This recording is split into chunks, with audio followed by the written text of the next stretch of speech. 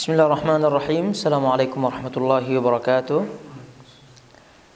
Alhamdulillahirabbil alamin, wassalatu wassalamu ala asyrafil anbiya'i wal mursalin nabiyina Muhammadin wa ala alihi wa sahbihi wa man tabi'ahum bi ihsanin ila yaumiddin, amma ba'd. Alhamdulillah, tentunya kita masih diberikan taufiknya pada saat ini. Kita diberikan kesempatan oleh Allah Subhanahu wa taala untuk mengikuti kajian rutin kita, dan semoga Allah Subhanahu wa taala memberikan kita ilmu yang bermanfaat tentunya sebagai bekal dalam meniti kehidupan kita sampai kita berjumpa dengan Allah Subhanahu wa taala dan Allah Subhanahu wa taala meridai kita semuanya. Baik, kita masih dalam bahasan kitab Sahih Muslim, tepatnya pada kitab Al-Fitan wa Asyrat As-Sa'ah, kitab tentang atau bahasan tentang fitnah-fitnah yang ada dan kemudian tanda-tanda hari kiamat. Nah, sekarang kita akan memasuki bab baru, yaitu bab disebut di situ bab la taqumus sa'atu hatta takhruja narun min ardi al-Hijaz. Kiamat tidak akan terjadi hingga keluar api dari arah Hijaz. Taib. Sebelumnya, dan ini tentu sebagaimana kata Nabi SAW, adalah di antara tanda-tanda hari kiamat. Jadi kita kalau kita kembali ke bab sebelumnya, bahwa Nabi SAW telah menyebutkan 10 tanda-tanda besar hari kiamat. Namun tanda-tanda besar yang beliau sebutkan tentu tidak secara tartib. Jadi kalau kita melihat di situ ada dukhan, asap, ada dajjal, ada dabbah, hewan melata, wa tulu'us syams min maghribiha, terbitnya matahari daripada arah barat, wa nuzul Isa ibn Maryam, turunnya Isa ibn Maryam, wa Ya'juj Ma'juj, dan Ya'juj Ma'juj, kemudian wa thalathata khusufin, 3 tanah longsor, kemudian kata di sini khasfun bil masyriq, khasfun bil maghrib, wa khasfun bi jaziratil Arab, tempat-tempatnya, wa akhiru dzalika narun takhruju minal Yaman tatrudun nasami ila mahsyarihim, dan yang akhir sekali adalah api yang menggiring manusia menuju tempat perkumpulan mereka. Nah, ini tentu tidak secara tertib yang pernah kita sebutkan urutannya, karena banyak riwayat-riwayat yang menyebutkan tanda-tanda hari kiamat, namun lafaznya berbeda-beda. Oleh karena itu, kata para ulama, tidak ada yang memastikan terkait dengan urutan pasti daripada hari kiamat atau tanda-tanda besar hari kiamat, karena Nabi SAW menyebutkan dalam hadis-hadisnya tidak secara berurutan. Namun yang pernah kita sebutkan yang boleh dipastikan adalah 3 urutan pertama, atau boleh disebut 4, dari yang diawali oleh Mahdi, turunnya Imam Mahdi, kemudian turunnya Dajjal, kemudian turunnya Nabi Isa, dan seterusnya keluarnya Ya'juj dan Ma'juj. Itu saja yang boleh dipastikan secara berurutan, karena memang Nabi SAW menyebutkan beberapa dalam hadisnya menyebutkan berurutan, yaitu terutama yang 3 berawal daripada Dajjal, Isa, dan Ya'juj Ma'juj. Ya, tentu Mahdi disebutkan karena ya sudah dipastikan Al-Mahdi itu datang sebelum daripada sebelum turunnya Dajjal. Nah, jadi Mahdi, dan kita pernah sebutkan juga Mahdi ini adalah sebagai panglima daripada perang besar yang pernah kita lalui hadisnya sebelumnya. Lalu kemudian di situ sudah ada Dajjal. Nah, setelahnya barulah turun Nabi Isa alaihissalam untuk membunuh Dajjal itu. Kemudian selanjutnya adalah Ya'juj dan Ma'juj. Nah, ini tanda-tanda besar yang disebutkan di sini ya tentu sudah ada rinciannya, sebagian yang disebutkan oleh Imam Muslim rahimahullahu taala, ya contoh berkaitan dengan Dajjal, beliau akan sebutkan di bab-bab setelahnya. Nah, kalau kita melihat dukhon, asap, dan ini tentu apa yang disebutkan oleh Nabi SAW adalah tanda-tanda besar hari kiamat. Kalau tidak, dukhon, kalau kita melihat bahasannya oleh para ulama, dukhon yaitu asap, itu ada perbedaan pendapat di kalangan ulama. Namun tentu yang sahih adalah dukhon yang dimaksud di sini adalah dukhon yang di akhir zaman, yang meliputi seluruh alam. Itu dia.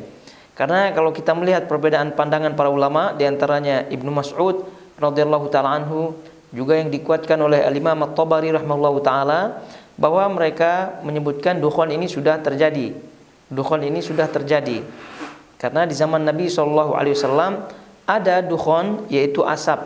Setelah Nabi SAW mendoakan kepada kaum Quraisy agar mereka ditimpa pacaklik, ya, ditimpa kelaparan, sehingga betul terjadi pacaklik atau tidak ada bahan makanan sehingga mereka kelaparan, dan ketika mereka menghadap ke langit mereka seolah-olah melihat asap. Nah, itulah yang dipastikan oleh Ibnu Mas'ud sebagai asap, sebagai dukhon yang disebutkan. Namun tentu yang rajih adalah pendapat yang kedua, bahwa dukhon yang dimaksud di sini adalah belum terjadi. Karena buktinya dukhon yang kalaupun yang dilihat asap pada waktu Quraisy itu pertama asap, ya karena memang orang lapar, ya. Orang lapar itu terhoyong-hoyong, sempoyong-sempoyong, kemudian lihat ya benda-benda apa saja itu muncul begitu. Namun kalaupun itu betul disebut sebagai asap, sebagaimana kata Ibnu Hajar rahimahullahu taala, itu kan sebatas untuk kaum Quraisy saja yang di Mekah. Sedangkan yang dimaksud asap, sebagaimana kata ayat menyebutkan yaghshan nas hadza adzabun alim. Jadi asap tersebut itu meliputi seluruh manusia, dan itu barulah mereka mengatakan ini adalah adzab al-alim. Ini adalah adzab yang pedih. Tapi ala kulli hal, ini adalah merupakan tanda-tanda besar hari kiamat. Kemudian Dajjal tadi dah kita sebutkan, dan itu ada bahasanya. Seterusnya ad-dabah hewan melata. Dan ini ad-dabah dikeluarkan oleh Allah Subhanahu wa taala setelah fasadun nas, setelah manusia pada waktu itu rusak. Maksiat merajalela, bahkan perzinaan itu sudah terang-terangan di tepi jalan dan seterusnya. Barulah muncul dabah, dan disebutkan dalam hadis yang sahih dia munculnya pada waktu duha. Ya, pada waktu duha, di awal hari, ya masih terang benderang, itu muncullah dabah tersebut. Nah, cuma masalah dabah atau hewan yang ini, hewan dari jenis apa, kemudian munculnya di mana, gitu. Kemudian juga apa nanti yang dia akan lakukan, begitu. Ini semua adalah ikhtilaf di kalangan para ulama, karena tidak ada hadis yang sahih berkaitan dengan hal tersebut. Yang ada adalah dabah ini akan muncul di akhir zaman, kemudian tukallimun nas, berbicara kepada manusia. Nah, itu yang sahih. Adapun bentuknya, begitu kan, ada yang menyebutkan bentuknya ekornya, terus kepalanya sampai menyentuh awan dan seterusnya daripada riwayat-riwayat yang ada, dan ini banyak dijumpai di kitab-kitab tafsir. Namun disebutkan oleh Syekh Sulaiman Ar-Ruhaili rahimahullahu taala bahwa hadis-hadis tentang hal tersebut tidak ada yang sahih. Jadi kita yakini ini dabah, namun bentuknya bagaimana wallahu taala alam. Jenis hewan dari mana, apakah unta kah, begitu, apakah ular kah, atau apalah, itu wallahu taala alam. Yang jelas itu binatang, dabah, binatang. Dan ini adalah bentuk daripada kekuasaan Allah Subhanahu wa taala untuk untuk menjadikan manusia pada waktu itu sadar bahwa ini sudah dekat hari kiamat. Kemudian tulu'us syamsi min maghribiha, ini sudah kita pahami bahwa Allah Subhanahu wa taala akan menerbitkan matahari dari arah barat. Kemudian nuzul Isa bin Maryam, turunnya Nabi Isa bin Maryam itu di Damsyik begitu di situ. Dan tujuannya atau hikmah diturunkannya daripada Nabi Isa alaihissalatu wassalam disebutkan oleh para ulama, di antaranya untuk menunjukkan bahwa orang-orang Yahudi tidak membunuh Nabi Isa, dan mereka mengklaim membunuh Nabi Isa. Nah, dengan turunnya Nabi Isa, maka klaim tersebut patah, artinya terbantahkan. Nah, justru malah Nabi Isa alaihissalatu wassalam yang akan membunuh ketua daripada Yahudi, yaitu tidak lain tidak bukan adalah Dajjal. Itu kan daripada ketua tokoh atau yang diikuti oleh Yahudi kan Dajjal, dan itu yang diturunkan salah satu di antara hikmahnya adalah untuk membunuh Dajjal. Jadi satu untuk membantah kedustaan orang Yahudi bahwa mereka telah membunuh Nabi Isa, maka Allah menurunkan Isa. Kemudian kedua untuk membunuh Dajjal. Kemudian yang ketiga adalah untuk mempertegas kembali syariat Nabi SAW, bahwa beliau pun turun itu tidak membawa syariat, namun justru mengikuti syariat Nabi SAW. Kemudian selanjutnya adalah untuk dikuburkan di bumi, karena beliau alaihissalatu wassalam kan belum dicabut nyawanya, artinya masih hidup.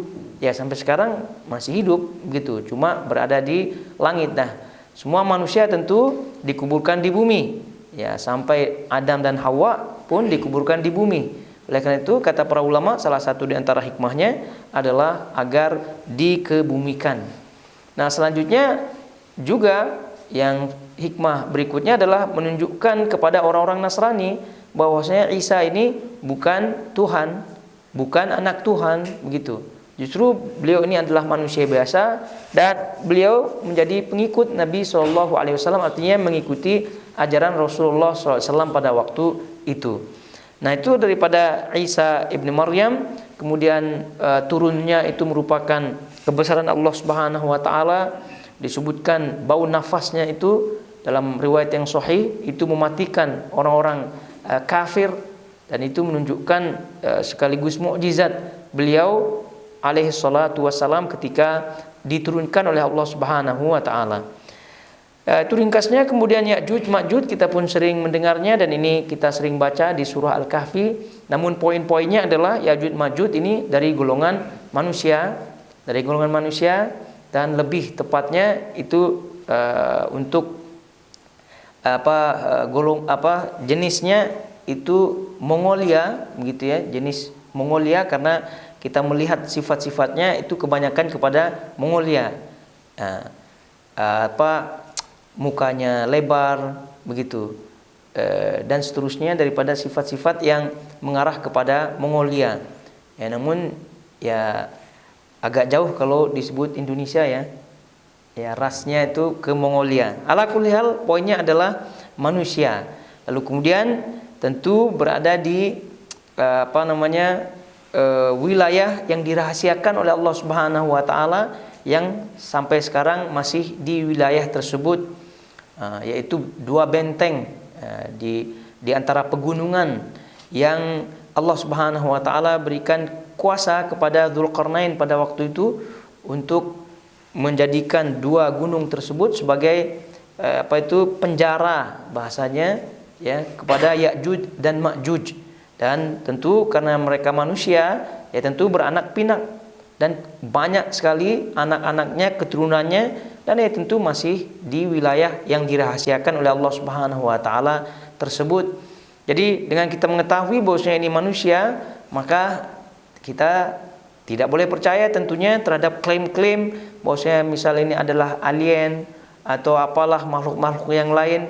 Ini tentu jauh daripada riwayat, dan yang poinnya kita harus berbicara dalam bab ini sesuai dengan dalil. Apa yang disebut oleh Nabi SAW itu yang kita yakini, apa yang tidak disebut oleh Nabi SAW ya tentu kita tidak yakini, kita harus tolak, terutama dalam hal-hal yang gaib seperti ini. Jadi dari golongan manusia jumlahnya banyak, wilayahnya sekarang itu wallahu ta'ala masih Allah rahasiakan, walaupun canggih sekarang untuk mendeteksi GPS, apalagi satelit dan seterusnya, ya tetap tidak bisa mengungkap di mana pegunungan yang dijadikan benteng oleh Dzulqarnain untuk meletakkan di situ Ya'juj dan Ma'juj sehingga tidak bisa keluar. Namun sebagaimana kita pernah baca hadisnya bahwa Nabi SAW telah mengkhabarkan bahwa benteng tersebut itu rupanya sudah ada lubangnya. Sudah ada lubangnya, ya jari ya lubangnya. Maknanya sudah ada lubang, dan itu lubang perlahan akan terbuka seiring dengan mendekatnya hari kiamat. Nah, pada waktunya itu benteng akan hancur dan selanjutnya Ya'juj dan Ma'juj akan keluar, dan sebagaimana kata riwayat semua itu air habis kering semuanya, tidak ada yang bisa mengalahkan, hatta sampai Nabi Isa alaihissalam pun tak boleh, sehingga harus mengundurkan diri, artinya menjauh daripada Ya'juj dan Ma'juj karena tidak ada yang mengalahkannya. Saking banyaknya manusia, pasukan yang dibawa atau golongan daripada Ya'juj dan Ma'juj ini. Kemudian selanjutnya salasatu khusuf, ya. Ini tentu 3 tanah yang masuk begitu ya. Ini tentu yang terjadi nanti pada hari kiamat, ya. Ya, dari arah timur, dari arah barat, dan juga di Jaziratul Arab. Namun khusufat atau tanah-tanah yang masuk seketika tiba-tiba itu tidak menutup kemungkinan terjadi ya. Kalau kita melihat di YouTube di internet, banyak juga kita lihat di Cina lah, di apalah, tiba-tiba mobil masuk. Kira-kira demikianlah bentuk daripada khusuf, tanah yang masuk ke bumi, atau bahasanya mungkin tanah longsor dan seterusnya. Begitulah rupanya, namun itu skalanya kecil. Nah, kalau yang ini itu bentuknya adalah besar. Kemudian kata beliau di sini Nabi SAW, narun takhruju minal Yaman tatrudun nas ila mahsyarihim. Yang terakhir sekali adalah nar. Nar atau api yang menggiring manusia menuju tempat perkumpulan mereka. Nah, tentu ini yang paling terakhir sekali. Dan pernah kita sebutkan terjadi perbedaan riwayat-riwayat yang ada, bahwa Nabi SAW menyebutkan dalam riwayat menyebutkan yang terakhir adalah yang terakhir muncul adalah, atau yang awal muncul adalah matahari yang terbit daripada arah barat. Kemudian yang awal muncul dalam riwayat lain adalah nar. Kemudian dalam riwayat lain yang awal muncul adalah Dajjal. Namun di jama' atau disatukan pendapat tersebut oleh para ulama dengan keterangan bahwa yang awal muncul daripada tanda-tanda bumi adalah Dajjal. Yang awal muncul daripada tanda-tanda yang di langit adalah matahari yang terbit daripada arah barat. Nah, untuk api disebut di sini sebagai akhir, ya, sebagai akhir. Itu maksudnya apa? Awal yang menunjukkan akhir daripada bumi ini. Karena kalau udah muncul yang namanya api ini, maka tidak ada lagi kehidupan setelahnya, akan hancur bumi. Tapi kalau masih munculnya Dajjal, masih ada kehidupan, masih ada bumi. Terbitnya matahari daripada arah barat, ya masihlah ada kehidupan itu. Nah, tapi kalau udah api dah muncul, itu awal kehancuran. Awal pada kehancuran bumi, maka tidak ada lagi kehidupan yang ada di bumi, karena itulah kiamat tegak, di situ hancur lebur bumi. Itu kiranya ringkas daripada apa yang kita dapatkan daripada bab sebelumnya, dan bab yang sekarang tadi kita baca ya, la taqumus sa'atu hatta takhruja narun min ardi al-Hijaz. Bab kiamat tidak akan terjadi hingga keluar api daripada Hijaz. Nah, ini juga termasuk daripada tanda-tanda hari kiamat sebagaimana Nabi SAW sebutkan. Kita baca hadisnya di sini. Qala haddatsani Harmalah bin Yahya qala akhbarana Ibnu Wahb qala akhbarani Yunus an Ibn Shihab qala akhbarani Ibnu al-Musayyab anna Abu Hurairah akhbarahu anna Rasulullah sallallahu alaihi wasallam qala wa haddatsani Abdul Malik ibn Shu'aib ibn Al-Laits qala haddatsana abi an jaddi qala haddatsani Uqail ibn Khalid an Ibn Shihab annahu qala Ibn Musayyab qala akhbarani Abu Hurairah أن رسول الله صلى الله عليه وسلم قال لا تقوم الساعة حتى تخرج نار من أرض الحجاز تضيء أعناق الإبل ببصرى. Ini hadisnya daripada Abu Hurairah radhiyallahu taala anhu. Kita lihat di situ kata Abu Hurairah di situ bahwa Rasulullah sallallahu alaihi wasallam bersabda, tidak akan terjadi hari kiamat hingga keluar sebuah api dari bumi Hijaz yang menerangi leher seekor unta yang berada di Busra. Ini menunjukkan bahwasanya apinya itu cukup besar sehingga nyalanya itu menerangi dari Hijaz itu sampai ke Busra. Sampai ke Busra di wilayah Syam di situ, dari Hijaz ke Syam. Jadi kalau Hijaz ya kira-kira di Saudi gitu kan. Nah, saking tingginya apinya, jadi cahayanya itu sampai ke wilayah Syam di wilayah Busra. Namun sebagaimana kata para ulama yang disebut oleh Imam Nawawi rahimahullahu taala, api yang ada dalam hadis ini itu sudah ada di zaman di zaman sekitar, kata beliau rahimahullahu taala, itu sekitar 654 Hijriah. Sekitar 654 Hijriah ini sudah terjadi. Jadi di sini waqad dhaharat hadhihi an-naru fi muntasafil qarni as-sabi'il hijri fi 'am 54 wa 600. Jadi api yang dimaksud di sini ya itu sudah muncul di pertengahan abad ke-7 Hijriah, yaitu tepatnya pada tahun 654 Hijriah seperti tadi kita sebutkan. Imam Nawawi rahimahullahu taala menyebutkan, qala an-Nawawi rahimahullahu taala, kharajat fi zamanina narun bil madinati. Kharajat fi zamanina narun bil madinati. Telah keluar api dari Madinah pada zaman kami, atau pada zaman kami telah keluar atau pernah keluar api dari arah Madinah. Dari arah Madinah. Berarti kalau disebut Madinah ya berarti kawasannya Hijaz.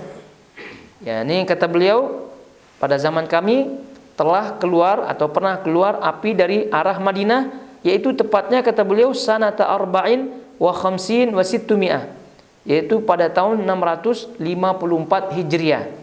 Nah, wa kanat kata beliau naron azimatan jiddan, dan api tersebut itu api yang sangat besar sekali, api yang sangat besar sekali. Min jambil madinati syarqi wara'a al-hurrah, yaitu dari arah tepi Madinah bagian timur, kemudian di belakang wilayah Harrah. Itu kata beliau perkiraan tempat daripada munculnya api tersebut.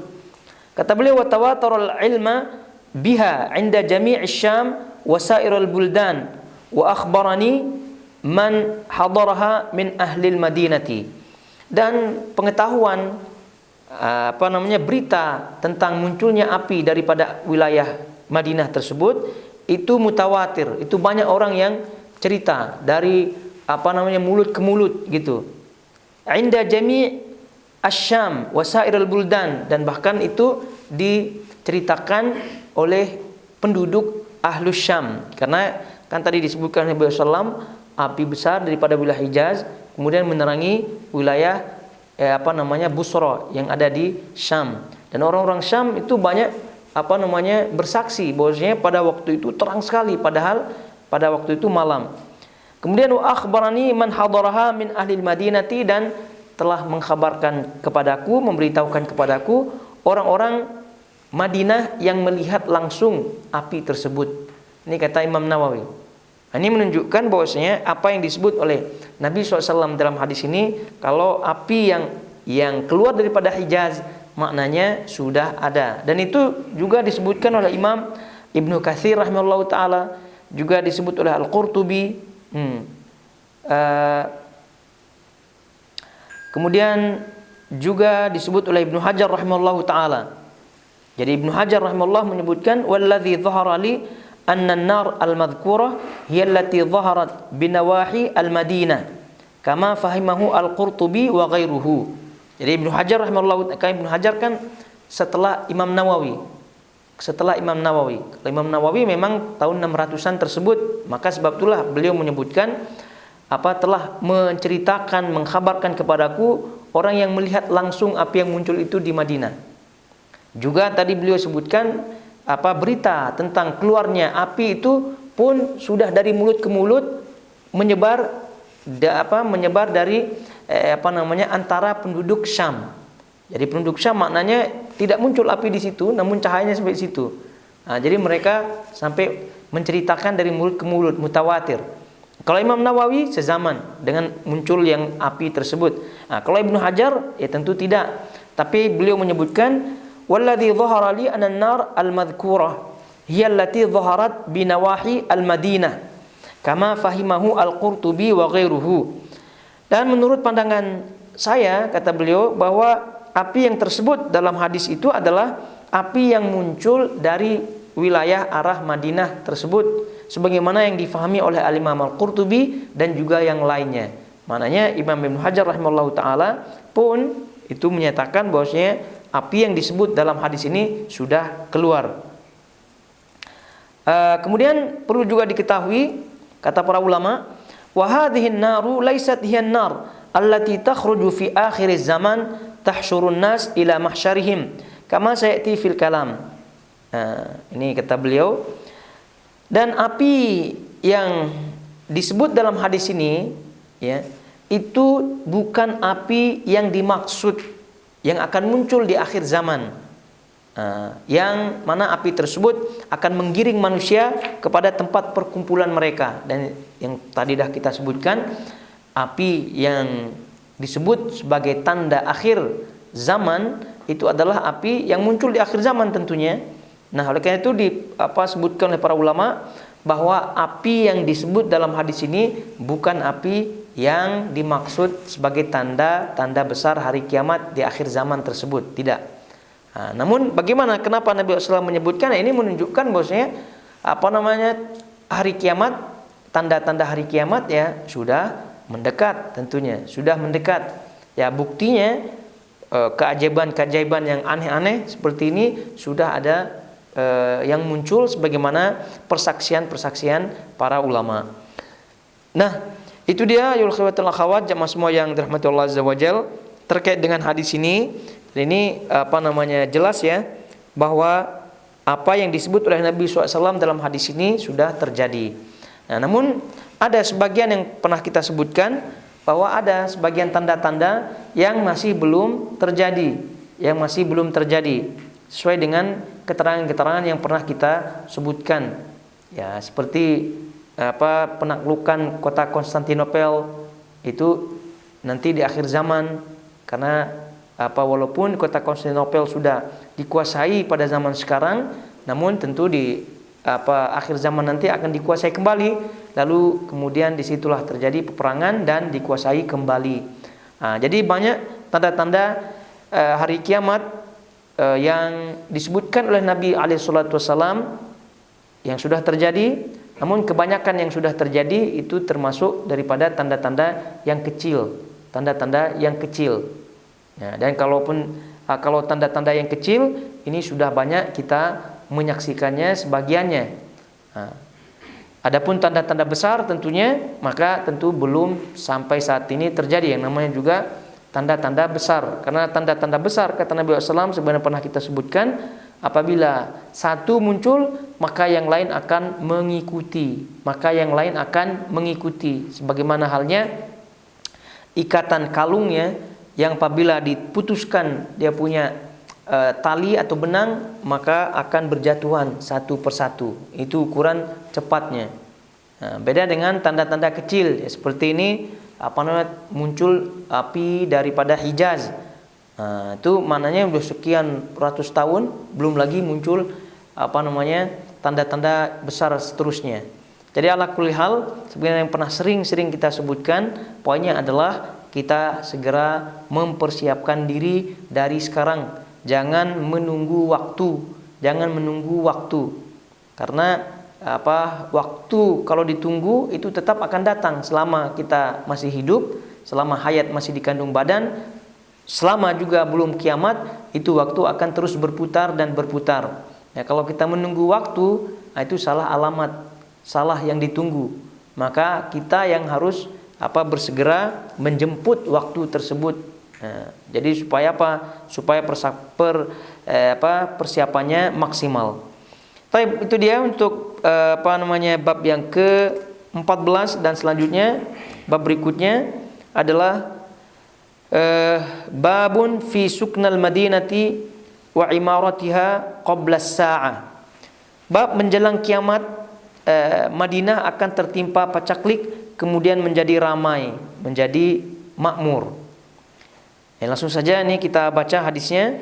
Qala haddatsana Amr an-Naqid, qala haddatsana Aswad ibn Amir, qala haddatsana Zuhair an Suhail ibn Abi Salih an abihi an Abi Hurairah qala qala Rasulullah sallallahu alaihi wasallam tablughul masakinu ihab aw yahabu. Qala Zuhair qultu li Suhailin fakam dzalika minal madinati, qala kadza wa kadza milan. Kemudian hadis berikutnya, qala haddatsana Qutaibah bin Sa'id qala haddatsana Yaqub yakni ibn Abdurrahman an Suhailin an abihi an Abi Hurairah anna Rasulullah sallallahu alaihi wasallam qala laysat as-sanatu bi an la tumtaru walakin as-sanatu an tumtaru wa tumtaru wa la tumbitul ardu syai'an. Tapi hadis yang pertama kita lihat apa yang disebut oleh Nabi SAW daripada hadis Abu Hurairah radhiyallahu taala anhu. Rasulullah SAW bersabda, rumah-rumah tempat tinggal itu akan sampai ke daerah Ihab atau Yahab. Zuhair berkata, aku bertanya kepada Suhail, seberapa jauh jarak Ihab atau Yahab dari kota Madinah? Yang menjawab sekian dan sekian mil. Kemudian hadis berikutnya daripada Abu Hurairah radhiyallahu taala anhu, Nabi SAW bersabda, kemarau itu bukannya kalian tiada dihujani, tapi kemarau adalah kalian dihujani dan dihujani tapi bumi tidak menumbuhkan apapun. Tentu ini yang disebut oleh Nabi SAW yang akan terjadi pada bumi secara keumumannya dan Madinah pada kekhususannya, di mana Madinah itu berputar tentu waktunya, ada kadang makmur, ya, kadang pacaklik dan seterusnya, dan bahkan di akhir zaman yang pernah kita sebutkan itu kharab Yathrib. Jadi di akhir zaman Madinah akan rusak dan bahkan tidak ada yang menghuninya, tidak ada yang tinggal di dalamnya, dan bahkan hewan-hewan buas sekalipun itu memasuki Masjid An-Nabawi. Itu menunjukkan bahwasanya marhalah atau tahapan-tahapan yang akan dilalui oleh Madinah. Namun tentunya tetap hadis Nabi SAW terkait dengan keutamaan tinggal di Madinah itu selamanya berlaku, tentunya selamanya berlaku. Lalu kemudian kenapa orang-orang meninggalkan Madinah dan seterusnya? Tentu yang pernah kita sebutkan faktornya banyak. Yang melihat wilayah lain yang makmur, lalu kemudian keluar daripada Madinah, lalu kemudian terpancing ya untuk keluar dan seterusnya, terfitnah dan seterusnya. Intinya bahwasanya Madinah itu akan mengeluarkan orang-orang yang tidak beriman di dalamnya. Kemudian Nabi SAW juga menyebutkan iman itu akan kembali di Madinah, dan buktinya bahwa pasukan-pasukan yang mengikuti perang Malhamah pada waktu itu kan berawal daripada Madinah. Namun hadis ini kalau kita melihat Nabi SAW rumah-rumah tempat tinggal itu akan sampai ke daerah Ihab atau Yahab, itu sekitar wilayahnya cukup luas, dan ini menunjukkan Madinah itu akan ramai. Wallahu taala alam, tentunya ya kalau kita melihat sekarang itu sudah memang betul-betul ramai. Dan ini adalah bagian daripada tanda-tanda kecil tentunya. Bagian daripada tanda-tanda kecil. Nabi SAW menyebutkan itu akan makmur dan seterusnya, banyak penduduknya. Nah, buktinya kalau kita melihat sekarang, ya ini kalau boleh disebut sudah kita saksikan. Dan bahkan kalau kita melihat faktanya yang ada, Madinah itu sudah menjadi kota yang terpadat ya. Kota yang terpadat di antara kota-kota padat lainnya. Dan kota yang paling ramai tentunya juga Madinah ini.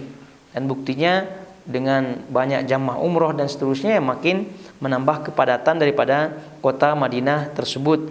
Namun ya tentu setelah itu akan ada kata Nabi SAW di sini ketidakberkahan tentunya ya ketika tetap ada air daripada langit, dalam hal ini hujan dan seterusnya, namun tidak menumbuhkan apapun. Tidak menumbuhkan apapun. Nah, sementara air hujan itu kan diharapkan sebagai bentuk daripada kehidupan tumbuh-tumbuhan, sehingga tanaman-tanaman yang ditanam sebagai bahan makanan dan seterusnya itu bisa manfaatkan untuk makanan. Namun dalam hal ini tidak ada, sehingga terjadilah pacaklik.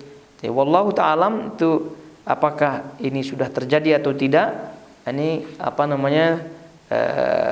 wallahu ta'alam. Tapi yang jelas hal-hal seperti ini akan terjadi yang disebutkan oleh Nabi alaihi salatu wassalam.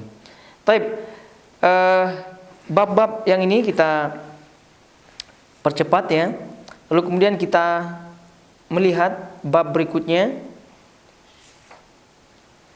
Di situ bab berikutnya al-fitnatu minal masyriq min haitsu yatlu'u qarna asy-syaitan. Di situ al-fitnatu minal masyriq min haitsu yatlu'u qarna asy-syaitan. Fitnah akan muncul dari arah timur, tempat munculnya tanduk syaitan. Munculnya tanduk syaitan. Tapi kita baca hadisnya. Qala haddatsana Qutaibah bin Sa'id qala haddatsana Laits wa haddatsana Muhammad ibn Rumh. Jadi supaya tidak bingung ya, kenapa ada haknya di situ? Di hadisnya itu menunjukkan hak itu singkatannya, hak singkatan daripada tahwil sanad. Jadi di sanadnya dirubah. Jadi kembali ke ada sanad baru. Jadi haddatsana Qutaibah ibnu Sa'id qala haddatsana Laits. Qutaibah bin Sa'id ini guru daripada Imam Muslim. Kemudian beliau menyebutkan haddatsana Laits, gurunya itu mendapatkan hadis ini daripada Laits ibn Sa'ad. Nah, kemudian sanad baru, maknanya dari guru yang lain gitu. Kalau tadi dari Qutaibah gurunya, sekarang ada juga beliau dapatkan Imam Muslim dari guru yang lain, maka dia sebut ya, mengganti sanad begitu. Jadi qala haddatsana Qutaibah bin Sa'id qala haddatsana Laits qala wa haddatsani Muhammad ibn Rumh. Muhammad ibn Rumh ini juga guru daripada Imam Muslim. Qala akhbarna Laits an Nafi' an Ibn Umar annahu sami'a Rasulullah sallallahu alaihi wasallam wa huwa mustaqbilul masyriq yaqul ala innal fitnata ha huna min haitsu yatlu'u qarnu asy-syaitan. Di sini hadisnya daripada Ibnu Umar radhiyallahu taala anhu, ia mendengar Rasulullah SAW bersabda sementara beliau menghadap timur, ingat sesungguhnya fitnah itu di sini dari arah terbitnya tanduk syaitan. Dan ini hadis yang menjelaskan bahwasanya posisi daripada Nabi alaihissalam yang sedang menunjuk ke arah timur itu posisi yang jelas bukan najd. Bukan najd yang sebagaimana yang disebutkan, bukan najd yang ada di Hijaz. Bukan najd yang ada di Hijaz. Karena najd yang ada di Hijaz itu tentu tidak yang dimaksud oleh Nabi SAW, karena kalau itu posisi najd yang ada di Hijaz, sebagai di situ tanduk syaitan, ya tentu posisinya tidak di arah timur. Oleh karena itu posisi yang di arah timur yang ditunjuk oleh Nabi SAW ketika berada di Madinah, ya tentu Irak, ya tentu wilayah Irak di situ. Nah, buktinya bahwasanya fitnah-fitnah yang ada banyak terjadi di situ, Perang-perang antara sahabat Nabi SAW itu terjadi di situ, di Irak, di Kufah di situ. Jadi oleh karena itu fitnah-fitnah yang ada itu munculnya daripada wilayah tersebut, wilayah timur daripada Madinah. Dan itu yang sesuai dengan fakta yang ada. Adapun tuduhan-tuduhan bahwa Wahabi itu muncul daripada arah Najd, dan Najd itu disebut sebagai tempat munculnya tanduk syaitan di situ, ya tentu ini adalah tuduhan-tuduhan yang tidak berdasar fakta dalil dan seterusnya. Nah, karena tadi kita sebutkan Najd atau wilayah yang dimaksud di sini adalah wilayah timur daripada Madinah, yang yang dimaksud adalah wilayah Irak, dan bukti daripada fakta yang ada bahwa Nabi fakta-fakta yang ada, perang-perang atau fitnah-fitnah yang ada banyak yang muncul di situ. Nah, jadi sekali lagi ini sebagai bentuk daripada bantahan bahwa Wahabi itu satu bukan fitnah, ya, bukan fitnah, karena yang namanya fitnah adalah huru-hara yang ada, dan terbukti bahwasanya Wahabi atau Muhammad bin Abdul Wahab yang disebut Wahabi itu buah daripada dakwahnya itu sampai sekarang dinikmati, sampai sekarang ada faedahnya. Ya, buktinya Saudi, kemudian kita juga di Qatar di sini aman, tentram gitu, alhamdulillah, dengan tauhidnya, kemudian dengan rezeki yang Allah Subhanahu wa taala bagi, itu termasuk buah daripada dakwah beliau. Karena kalau bentuknya fitnah, yang namanya fitnah itu sesaat saja, huru-haranya sesaat saja, dan tidak akan membuahkan hasil yang lama, tidak akan sekali lagi membuahkan hasil yang lama. Seperti halnya Khawarij, ya, fitnah-fitnah Khawarij itu kadang muncul, tapi kata Nabi SAW itu setiap kali muncul itu qutya, selama setiap kali muncul, setiap kali itu juga mereka tumbang dan seterusnya. Jadi tidak ada yang bertahan lama, karena itu adalah bentuk daripada fitnah-fitnah yang ada.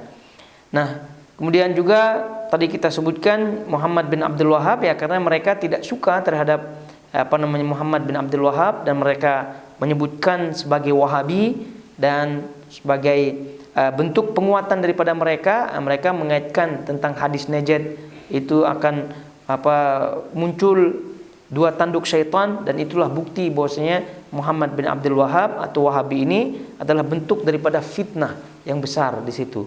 Jadi oleh itu jangan kita percayai mereka. Ini kata mereka tentunya menuduh. Tapi kalau kita melihat di sini hadisnya sudah jelas posisinya Nabi SAW, jelas posisi menunjuknya pun sudah jelas. Dan fitnah-fitnah sekali lagi yang ada itu memang kebanyakannya muncul dari wilayah Irak tersebut, dari perpecahan atau peperangan sahabat. Terus selanjutnya muncul firqah-firqah, ya, firqah-firqah sesat, kelompok-kelompok sesat, itu pun munculnya banyak di situ, di Irak di situ. Kemudian hadis yang kedua, qala haddatsani Ubaidullah ibn Umar al-Qawariri wa Muhammad ibn al-Musanna وقال حدثنا عبيد الله بن سعيد كلهم عن يحيى القطان قال القواريري حدثني يحيى بن سعيد عن عبيد الله بن عمر قال حدثني نافع عن ابن عمر أن رسول الله صلى الله عليه وسلم قام عند باب حفصة فقال بيده نحو المشرق الفتنة ها هنا من حيث يطلع قرن الشيطان قالها مرتين أو ثلاثا قال عبيد الله بن سعيد في روايته قام رسول الله صلى الله عليه وسلم عند باب عائشة. Ini mirip dengan riwayat di atas, menunjukkan bahwasanya Nabi SAW secara umum posisinya di Madinah. Namun di sini secara khusus disebutkan posisinya di pintu Hafsah, kemudian dari riwayat lain di pintu Aisyah di sini. Taib, kita baca di sini daripada Ubaidullah ibn Umar telah menceritakan kepadaku Nafi' daripada Ibnu Umar radhiyallahu taala anhu bahwa Nabi sallallahu alaihi wasallam berdiri di dekat pintu Hafsah lalu berisyarat dengan tangan beliau ke arah timur. Beliau bersabda, fitnah itu di sini, dari tempat terbitnya tanduk syaitan. Beliau mengucapkannya 2 atau 3 kali. Ubaidullah bin Sa'id berkata dalam riwayatnya, Rasulullah SAW berdiri di dekat pintu Aisyah. Ya, namun ya riwayat-riwayat seperti ini boleh jadi Rasulullah SAW 2 kali menyebutkannya, mengubah posisi, atau mungkin saja pintu daripada Aisyah dan Hafsah itu berdekatan, sehingga intinya bahwa riwayat ini sama sekali tidak bertentangan dan tidak membuat cacat daripada hadis ini. Nah, jadi yang poinnya adalah Nabi SAW posisinya di Madinah, begitu, dan kemudian mengisyaratkan ke wilayah timur. Kemudian selanjutnya, qala haddatsani Harmalah bin Yahya qala akhbarana Ibnu Wahb qala akhbarani Yunus an Ibn Shihab an Salim ibn Abdullah an abihi anna Rasulullah sallallahu alaihi wasallam qala wa huwa mustaqbilul masyriq ha innal fitnata hahuna innal fitnata hahuna innal fitnata hahuna min haitsu yatlu'u qarnu asy-syaitan. Ini hadis daripada Abdullah ibn Umar juga. Nabi SAW di sini bersabda, dan kepada waktu itu beliau menghadap ke timur. Ingat sesungguhnya fitnah itu di sana, ingat sesungguhnya fitnah itu di sana, ingat sesungguhnya fitnah itu di sana, dari arah terbitnya tanduk syaitan. Ini maknanya juga sama, menekankan bahwasanya arah wilayah timur dalam hal ini Irak di situ itu cukup banyak fitnah-fitnah yang muncul. Juga hadis berikutnya sama ya, tapi kita baca saja. Qala haddatsana Abu Bakar ibnu Abi Syaibah qala haddatsana Waqi' an Ikrimah bin Ammar an Salim an Ibnu Umar qala kharaja Rasulullah sallallahu alaihi wasallam min baiti Aisyah faqala ra'sul kufri min hahuna min haitsu yatlu'u qarnu asy-syaitan ya'ni al-masyriq. Daripada Ibnu Umar, ia berkata Rasulullah SAW keluar daripada rumah Aisyah lalu bersabda, induk kekufuran dari sini, tempat terbitnya tanduk syaitan. Maksud beliau daripada arah timur. Nah, ini menunjukkan bahwa memang fitnah-fitnah terjadi dari wilayah tersebut. Begitu juga dengan hadis berikutnya, wa qala haddatsana Ibnu Numair qala haddatsana Ishaq yakni Ibnu Sulaiman qala akhbarana Hanzalah qala sami'tu Saliman yaqul sami'tu Ibnu Umar yaqul sami'tu Rasulullah sallallahu alaihi wasallam yushir biyadihi nahwa al-masyriqi wa yaqul ha innal fitnata ha huna thalathan haitsu yatlu'u qarna asy-syaitan. Aku mendengar, kata Ibnu Umar, Rasulullah sallallahu alaihi wasallam bersabda seraya menunjuk dengan tangan ke arah timur, ingat sesungguhnya fitnah itu di sana, ingat sesungguhnya fitnah itu di sana, sebanyak 3 kali dari arah terbitnya 2 tanduk syaitan. Terakhir hadis yang beliau sebutkan di sini adalah qala haddatsana Abdullah ibn Umar ibn Aban wa Wasil ibn Abdul A'la wa Ahmad ibn Umar al-Waqi'i wal lafdhu ibn Aban qalu حدثنا ابن فضيل عن أبيه قال سمعت سالم ابن عبد الله بن عمر يقول يا أهل العراق ما أسلككم عن الصغيرة وأركبكم للكبيرة سمعت أبي عبد الله بن عمر يقول سمعت رسول الله صلى الله عليه وسلم يقول إن الفتنة تجيء منها هنا وأومأ بيده نحو المشرق من حيث يطلع قرن الشيطان وأنتم يضرب بعضكم رقاب بعض وإنما قتل موسى الذي قتل من آل فرعون خطأ فقال الله عز وجل وقتلت نفسا فنجيناك من الغم وفتناك فتونا قال أحمد بن عمر في روايته عن سالم لم يقل سمعت. Tapi ini juga dengan jalur yang sama ya, daripada di sini telah menceritakan kepada kami Ibnu Fudail daripada ayahnya, ia berkata aku mendengar Salim ibn Abdullah bin Umar berkata, wahai penduduk Irak. Ini semua jalurnya sama ya, daripada keluarga Ibnu Umar. Salim bin Abdullah bin Umar berkata, wahai penduduk Irak, aku tidak bertanya tentang masalah kecil dan aku tidak mendorong kalian untuk masalah besar. Ini menunjukkan bahwasanya perawi pun sudah paham wilayah yang ditunjuk oleh Nabi SAW, wilayah timur itu adalah wilayah Irak, wilayah Irak. Nah, jadi ini tidak diragukan lagi bahwasanya dua tanduk syaitan itu yang dimaksud adalah wilayah Irak. Wahai penduduk Irak, aku tidak bertanya tentang masalah kecil dan aku tidak mendorong kalian untuk masalah besar. Aku pernah mendengar ayahku yaitu Abdullah bin Umar berkata, aku mendengar Rasulullah SAW bersabda, sesungguhnya fitnah itu muncul di sini yang menunjukkan tangannya ke arah timur, dari arah terbitnya dua tanduk syaitan. Kalian saling menebas leher satu sama lain. Ini menunjukkan bahwasanya fitnah itu terjadi. Fitnah perang saudara, kemudian muncul akidah-akidah yang sesat lainnya begitu. Dan kalau kita melihat perang-perang terjadi yang tadi kita sebutkan, perang sahabat Nabi SAW sudah, kemudian munculnya nabi palsu ada di situ, kemudian munculnya faham-faham yang sesat yang pernah kita sebutkan, Qadariyah ada, Khawarij ada di situ. Nah, itu menunjukkan fitnah-fitnah yang disebut oleh Nabi SAW benar adanya. Jadi kalian saling menebas leher satu sama lain, perang saudara. Kemudian Musa hanya membunuh orang yang ia bunuh berasal daripada keluarga Fir'aun. Itu karena tidak sengaja. Lalu Allah Azza wa Jalla berfirman kepadanya, dari kamu pernah membunuh seorang manusia, lalu kami selamatkan kamu dari kesusahan dan kami telah mencobamu dengan beberapa cobaan. Ahmad bin Umar berkata dalam riwayatnya dari Salim, ia tidak menyebut aku telah mendengar. Makna daripada ucapan Salim di sini mengingatkan penduduk pada waktu itu, khusus pada waktu itu adalah penduduk Irak, agar berhenti daripada saling bunuh-membunuh, berperang dan seterusnya.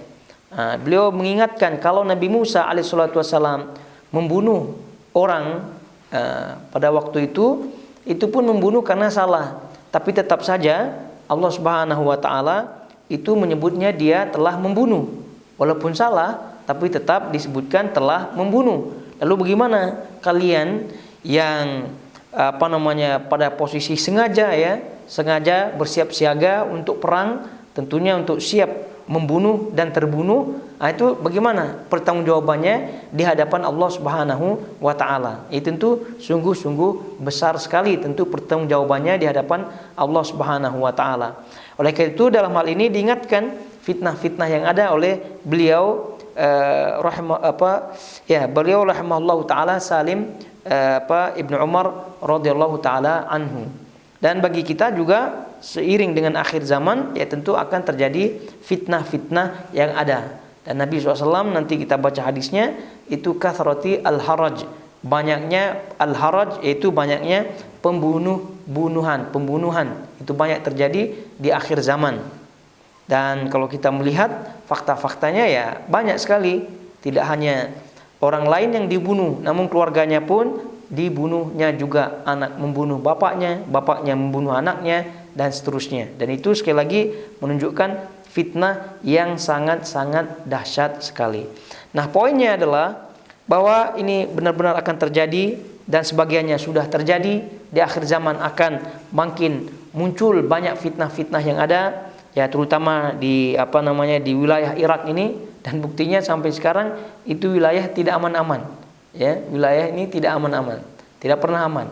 Ya, boleh dibilang di zaman kita lah ya, di zaman kita saksikan dari zaman Saddam Hussein, kemudian tumbang Saddam Hussein, ya sekarang dikuasai oleh Syiah dan seterusnya. Itu menunjukkan memang betul kata Nabi SAW bahwa wilayah Irak ini adalah wilayah daripada munculnya banyak-banyak fitnah-fitnah yang kita saksikan maupun yang kita belum saksikan.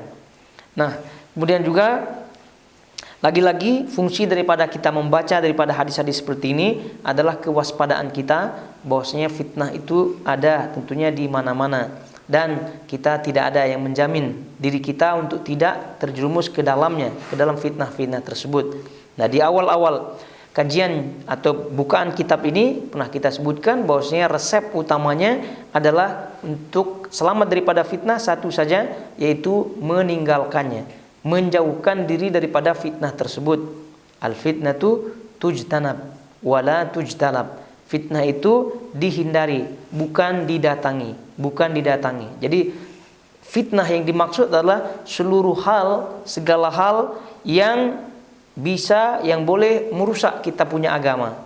Itu yang dimaksud dengan fitnah. Segala hal yang menyibukkan diri kita daripada ibadah kepada Allah Subhanahu wa taala sehingga kita jauh daripada ibadahnya. Nah, itu adalah maksud daripada fitnah. Ya, bahkan pernah kita sebutkan ya, fitnatur rajuli fi malihi, fitnah seorang dari hartanya, dari keluarganya, dan itu adalah semua bentuk fitnah-fitnah yang ada. Kenapa? Karena yang dimaksud di situ adalah semua hal yang menggoda manusia sehingga orang itu atau manusia tersebut jauh daripada jalan Allah Subhanahu wa taala. Nah, jalan keluarnya yang tadi kita sebutkan, selamatnya adalah menjauh sejauh-jauhnya daripada sumber fitnah tersebut. Kalau sumber fitnah tersebut adalah internet, maka mau tidak mau harus dijauhkan diri daripada internet tersebut. Kalau sumber fitnahnya itu adalah kawan, berarti ya harus dijauhi kawannya. Kalau sumbernya itu adalah apa saja, kalau kita tahu sumbernya, inilah awal mula daripada fitnah tersebut, maka tentu kita harus mengambil langkah yang tepat, langkah-langkah yang tegas, yaitu menjauh daripada sumber-sumber fitnah tersebut. Baik, kiranya ini saja yang kita bahas ya pada halaqah, pada kajian kita kali ini, dan semoga Allah Subhanahu wa taala tentunya memberikan kita taufiknya untuk menjauhkan diri daripada segala fitnah-fitnah yang ada, kemudian Allah menyelamatkan kita daripada fitnah-fitnah tersebut. Barakallahu fikum wa sallallahu ala nabiyina Muhammad wa ala alihi washabihi wasallam. Wassalamualaikum warahmatullahi wabarakatuh.